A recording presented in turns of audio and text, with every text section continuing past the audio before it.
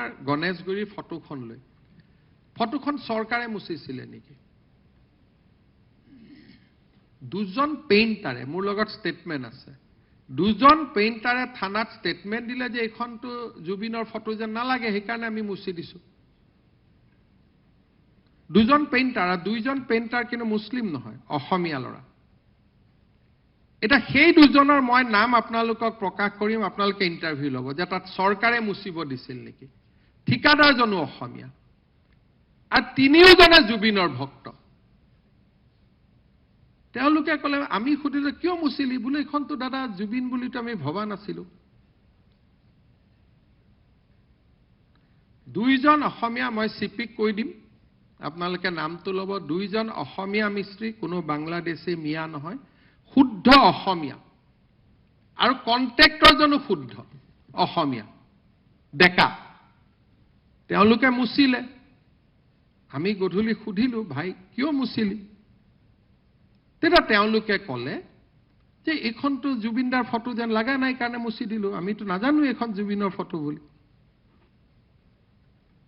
এটা ময়ো যদি ৰং মিস্ত্ৰী হলোহেঁতেন আজি থকা ফটোখনতো জুবিন গাৰ্গৰ দৰে নালাগে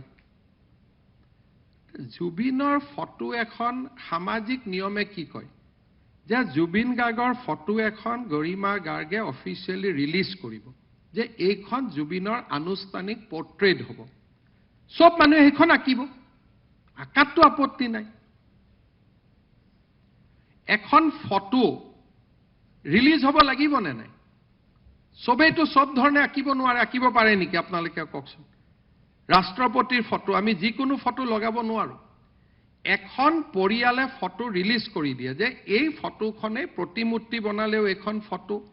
এতিয়া কি হৈছে তাকে লৈ তেজপুৰত এখন অদ্ভুত ফটো বনায় বৰপেটাত এখন অদ্ভুত ফটো বনায় তাকে লৈ দুদিন সোশ্যাল মিডিয়াত চৰ্চা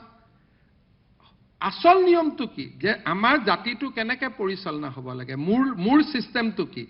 যে জুবিনৰ অনুৰাগীসকল বহিব এখন জুবিনৰ ফটো নিৰ্ণয় কৰিব যে জুবিন গাৰ্গৰ এইখন ফটো হ'ব তাৰ পিছত যতে আঁকিব না তাতো কোনো সমস্যা নাই এটা এই যেটো গ্ৰুপে ফটো আঁকে তেওঁলোক হল এছএফআই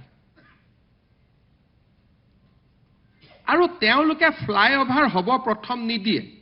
আৰু ফ্লাইওভাৰখন হোৱাৰ পিছত তেওঁলোকে ফটো আঁকে আপোনালোকে চাব এই যে যিজন ল'ৰা তেওঁ ভৰলুমুখৰ ফ্লাইওভাৰ হ'ব নিদিয়ে ইটো হ'ব নিদিয়ে প্ৰথম গছ কিয় কাটিছে বুলি তেওঁলোকে আন্দোলন কৰে এই একেটা গ্ৰুপ